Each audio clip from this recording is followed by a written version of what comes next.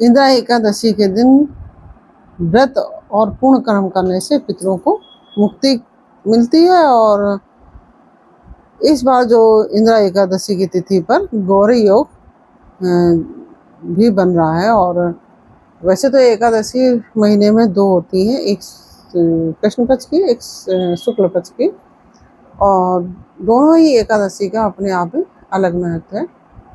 राधे राधे। कैसे हैं आप लोग? ईश्वर कृपा से आप सब अच्छे होंगे। ईश्वर सब पे कृपा बनाए रखे, सबका कल्याण करें। आज मैं बताने जा रही हूँ इंदिरा एकादशी व्रत कब है। और चूंकि ये पितर पक्ष में पड़ता है तो इसलिए इस व्रत के करने से पितरों को मुक्ति मिलती है। और इंदिरा एकादशी के दिन व्रत कर और पूर्ण कर्म करने से हम जो हमारे पितर हैं उनको मुक्ति मिलती है। इस बार जो इंदिरा एकादशी है उसमें गौरी योग भी बन रहा है। शास्त्रों में एकादशी तिथि का विशेष महत्व है। तो जैसे शुक्ल पक्ष की जो एकादशी है उसका भी अपने में अलग महत्व है, और कृष्ण पक्ष की भी एकादशी का अपने में अलग महत्व है। तो लेकिन आज हम बात कर रहे हैं इंदिरा एकादशी की। जो इंदिरा एकादशी है उसके बारे में बात कर रहे हैं, जो कि पितृपक्ष में आती है।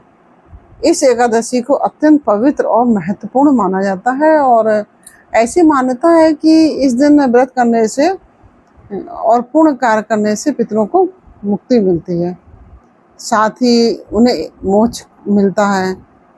वहीं जो इंदिरा एकादशी के व्रत से पापों का क्षय भी हो जाता है, पाप हमारे समाप्त हो जाते हैं, और साथ ही सुख समृद्धि की भी प्राप्ति होती है।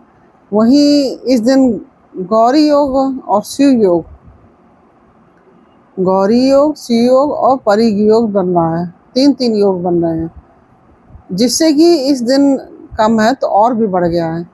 और साथ ही सूर्य, बुध और केतु का संयोग भी बन रहा है, तो जिससे कुछ राशियों को लाभ हो सकता है। तो आइए अब बताते हैं आपको कि इंदिरा एकादशी की तिथि जो है कब है और मुहूर्त क्या है। तो अश्विन माह की जो कृष्ण पक्ष की एकादशी जो तिथि है वह 17 सितंबर को देर रात 12:21 पर शुरू होगी, और 17 सितंबर को देर रात 11:39 पर समाप्त होगी। ऐसे में उदया तिथि के अनुसार 17 सितंबर को ही एकादशी मनाई जाएगी।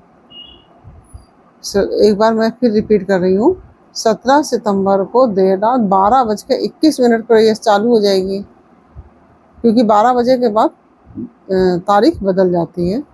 तो 17 दिसंबर को 12:21 पर शुरू होगी, और 17 सितंबर को ही देर रात 11:39 पर समाप्त होगी। ऐसे में उदया तिथि के अनुसार 17 सितंबर को ही इंदिरा एकादशी का व्रत रखा जाएगा।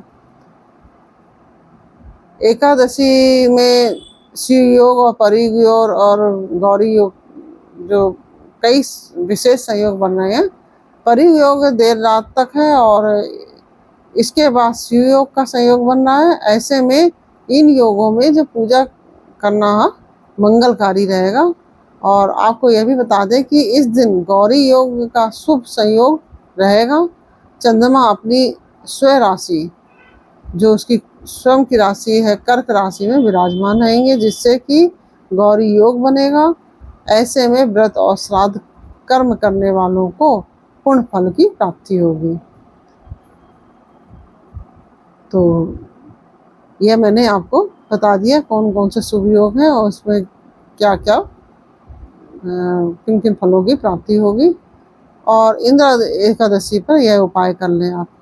इंदिरा एकादशी के दिन, जैसा कि मैं हर वीडियो में बताती हूँ, एकादशी को स्नान आदि करने के पश्चात आप अपने घर के जो मंदिर है उसकी साफ सफाई करें, और उसके बाद आप व्रत का संकल्प लें और व्रत करें। और इस दिन ओम नमो भगवते वासुदेवाय मंत्र का जप अवश्य करें। ऐसा करने से मनोरथ पूर्ण होते हैं। और इस दिन गरीबों, ब्राह्मणों और जरूरतमंदों को भोजन, कपड़े और दक्षिणा दें। विशेषकर तिल, गुड़, फल और अनाज का दान शुभ माना जाता है। इस दिन दान करने से अच्छे पुण्य की प्राप्ति होती है, क्योंकि यह पितर पक्ष है। पितर पक्ष में कोई भी दान किया जाता है उसे हमें विशेष फल की प्राप्ति होती है और हमारे पितर भी प्रसन्न होते हैं। संध्या के समय पीपल के नीचे या नदी के किनारे एक घी का दीपक जलाएं। ऐसा करने से पितृ प्रसन्न होते हैं और साथ ही सुख समृद्धि के साथ वंश वृद्धि का आशीर्वाद भी देते हैं। जीवन के जो दुख और संकट आदि होते हैं वो दूर करने के लिए इंदिरा एकादशी व्रत के दिन महादेव की पूजा अर्चना करें। इस दौरान सच्चे मन से आप शिवलिंग में बेलपत्र चढ़ाएं। तो इस तरह से आप व्रत करें।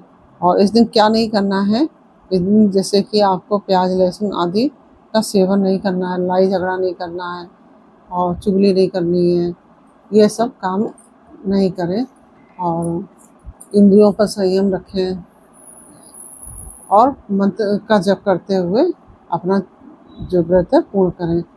इस तरह से यह मैंने इंदिरा एकादशी का कब है और शुभ मुहूर्त किन योग में पड़ रही है एकादशी ये भी बताया, और इस दिन क्या करें क्या ना करें ये भी मैंने बताया। तो यह सब जानकारी आपको कैसी लगी यह मुझे कमेंट बॉक्स में अवश्य बताइए। अच्छी लगी है तो वीडियो को लाइक शेयर अवश्य कीजिए और कमेंट में राधे राधे अवश्य लिखिए। आप लोग कमेंट नहीं करते हैं, आपको मेरा वीडियो पसंद नहीं आता है, तो आप लोग प्लीज़ यह भी बताएं कि पसंद आता है कि नहीं आता है और किस शहर से आप मेरे वीडियो को देख रहे हैं। इस प्रकार से यह मुझे ज़रूर कमेंट बॉक्स में लिखिए। फिर मिलते हैं आपसे अगले वीडियो में एक नई जानकारी, एक नई कहानी के साथ। तब तक के लिए राधे राधे।